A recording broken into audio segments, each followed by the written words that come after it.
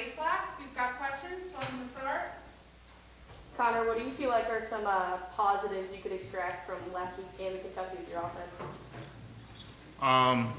Yeah, I think there's a lot of good stuff. Obviously, stuff we got to clean up, but I think the biggest thing was just how there's a couple different moments in that game where we could have given up and been blown out 42-7, whatever.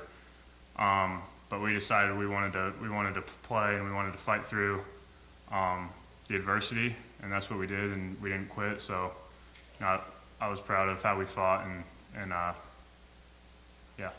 I feel like that's the thing I've been hearing from you guys a lot is, the fight. Do you kind of feel like that's the identity of this team? Do you feel like that grew even more last week? Yeah, I think so. It's not like we have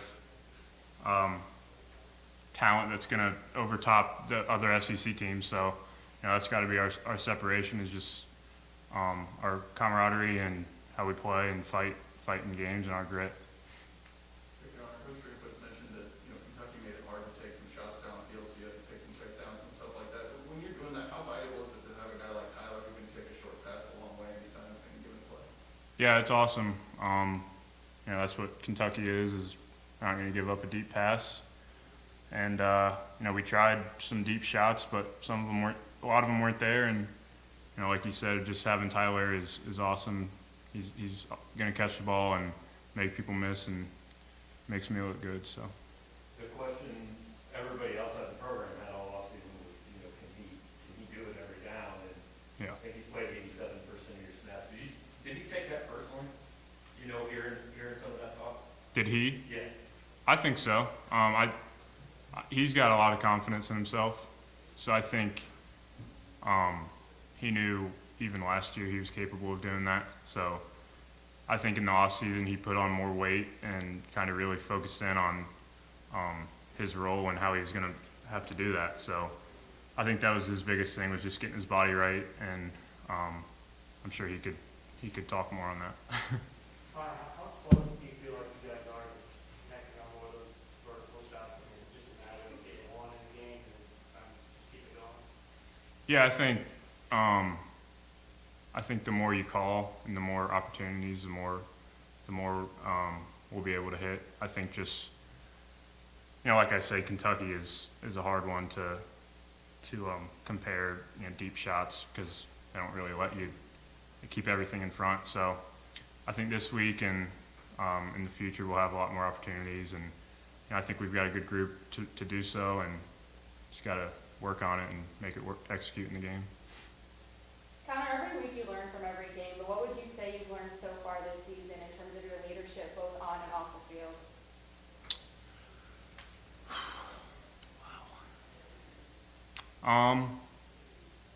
I think on the field, just like in between drives, kind of stuff like that. Just kind of getting everyone going, keeping everyone in the game. I think last week was a good example of, we were down 14-0 and we had to get everyone going, had to get the sideline going. We had to bring our own energy. It's kind of little stuff like that, just to assert myself within everyone, and yeah. I know after the game, when we talked to you on Saturday, you hadn't been in the locker room yet, but kind of, maybe clue us in on those conversations that you guys had, moving forward, moving past that game. Yeah, I went around to everyone on the offense and just told everyone that I was proud of how they fought, and that we got 10 more games, 13 more games. It's a long season, so just got to move on and can't let that loss turn into 2 losses. I would love to his first couple passes the other night. The more experience he gets, what can he add to this offense? He's going to be great for us. He's young. He's still learning the offense and everything, but he's explosive. He's fast. He can catch. So he's going to be really good for us. 2 tight ends were fairly involved the other night, particularly in the red zone. What is having consistent production from that spot? What can that add to the offense? Yeah, I think it's really helpful for me and also the wide receivers. When we have 2 really good tight ends, when they're in the game, they got to come down and play man on them, which opens up the outside guys, the outside receivers too. So think it kind of works within itself and really helps our offense. On the same note, Daniel Parker had 2 catches in the end zone last week. Can you talk to me about that connection? Yeah, I was really happy for him.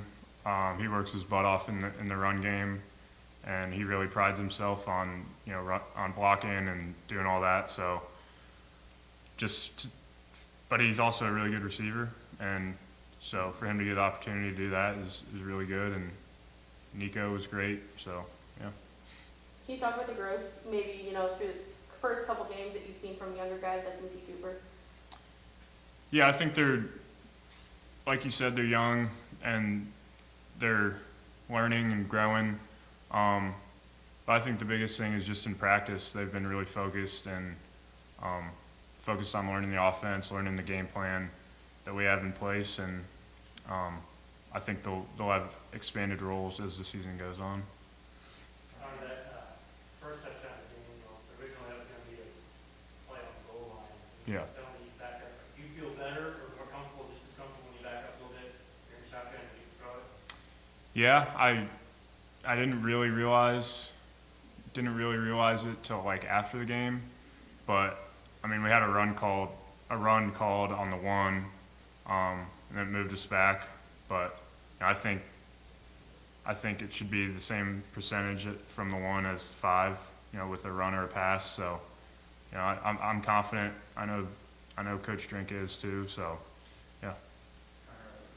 Coach Bazelak yesterday kind of said that we take responsibility for kind of the defense, and a lot of people were taking accountability, kind of saying, hey, we can do better. What's it like as a leader on the team, kind of seeing everyone saying, we need to do better? Yeah, I think everyone's kind of determined to, like you said, do better, and I think that has shown in practice the past couple of days. I think we've had 2 really good days of practice in preparation for SEMO, and I think that loss really hurt a lot of the guys because, like I said, just the way we fought and battled, feels like we should have won, but we didn't. So it hurts, but you got to move on. Like I said, you can't let 2 losses, or you can't let 1 loss turn into 2. So.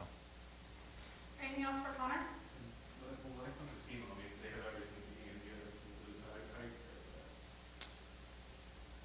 for that? I think Coach Drink has said it to us all week that it's the biggest game we've played all year. Coming off a loss to an SEC team, now we play an FCS team in state, and we can't take it lightly at all. They've got a really good team. They got 2 good defensive ends, edge guys who are long. I think we can't let our talent get in the way. We got to go into that game like they're an SEC team with the same amount of talent as us. Thanks, Connor. We'll be right back with those speakers.